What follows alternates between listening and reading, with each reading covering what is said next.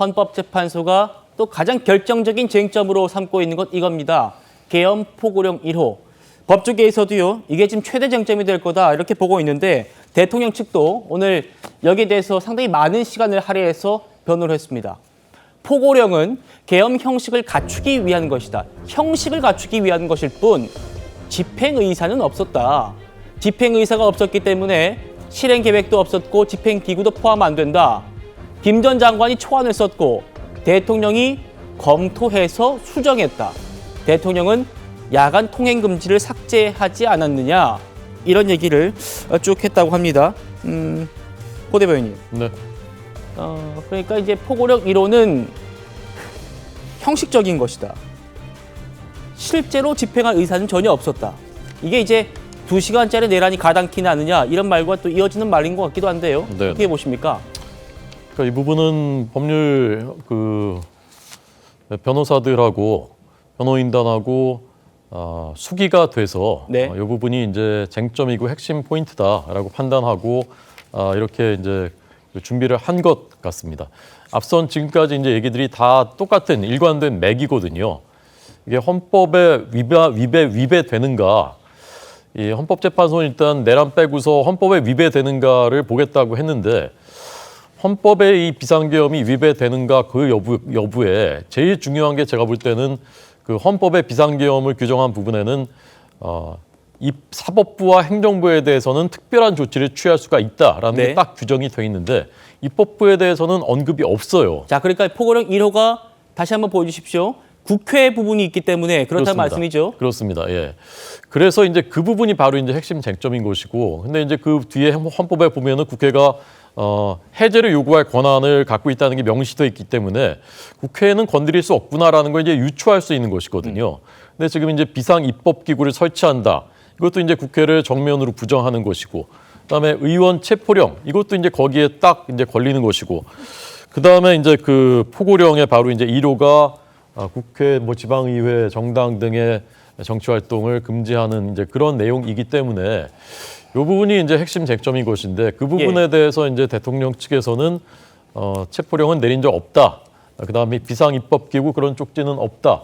그다음에 국회의 정치 활동을 금한다는 것은 불법 활동을 금한다는 얘기이다. 그다음에 이제 그 뒤에 나오겠지만 실제로 이것을 실행할 생각은 없었다.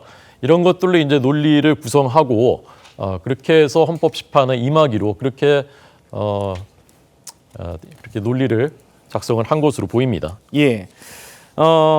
모레 재판에 목요일 날 있는 탄핵 심판 재판에 김용현 전 장관이 증인으로 나옵니다. 그러니까 아마 좀 확인이 바로 될 것 같긴 한데 김 전 장관이 이렇게 주장하고 있습니다.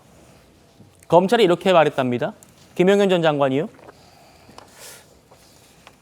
윤 대통령이 포고령 작성 과정에서 관련 법전을 찾아봤다. 그러니까 대통령 측이 뭐라고 했습니까? 이 김 전 장관이 써온 거를 검토는 했지만 부주의해가지고 좀 놓쳤다 이런 취지로 말했는데 김용현 전 장관은 법전을 찾아볼 정도로 꼼꼼하게 검토했다 이런 취지예요. 설 변호사님. 네. 아까 말씀 주셨습니다만 이 포고령 1호 작성 과정 담긴 노트북 검찰에는 파쇄했다 이렇게 지금 진술을 하고 있답니다. 객관적으로 좀 입증되긴 쉽지 않아 보이고요. 객관적으로는 입증은 쉽지 않은데요. 어떤 진술 증거에 의하면 우리가 사건이 어떤 진술의 신빙성을 따질 때 사건이 바로 발생한 직후에 나온 진술들이 가까울수록 더 신빙성이 높다라고 판단을 합니다. 어떤 사건이 흘러가고 어떤 수사 받는 과정, 재판받는 과정이 지나면 지날수록 어떤 이 진술의 신빙성은 조작될 수도 있고 입이 맞춰질 수도 있고 그 다음에 기억이 불명할 수도 있기 때문에 그 신빙성은 굉장히 떨어진다고 저는 보는데요.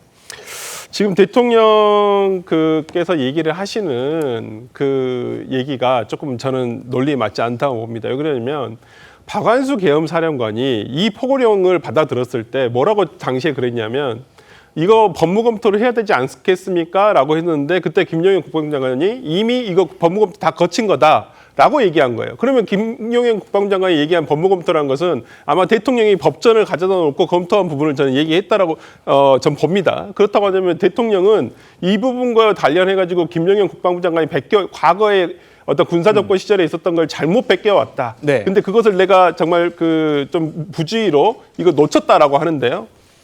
김용현 장관이 베낀 것도 과거에 어떤 그 긴급조치 시절에 있었던 걸 저는 베꼈다고 하는데 아마 창의적으로 넣은 것도 있습니다. 1호에 보면요. 국회도 있는데 지방의회가 있어요. 근데 과거 70년대에는 지방자치가 아예 실시를 안 했기 때문에 지방의회란 게 없었습니다.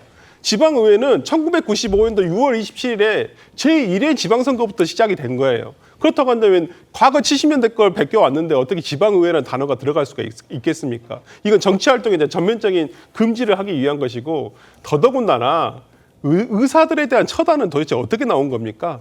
이건 과거에 그러면 긴급조치 박정희 대통령의 긴급조치 시절에도 무슨 의사들에 대한 처단이 있었습니까?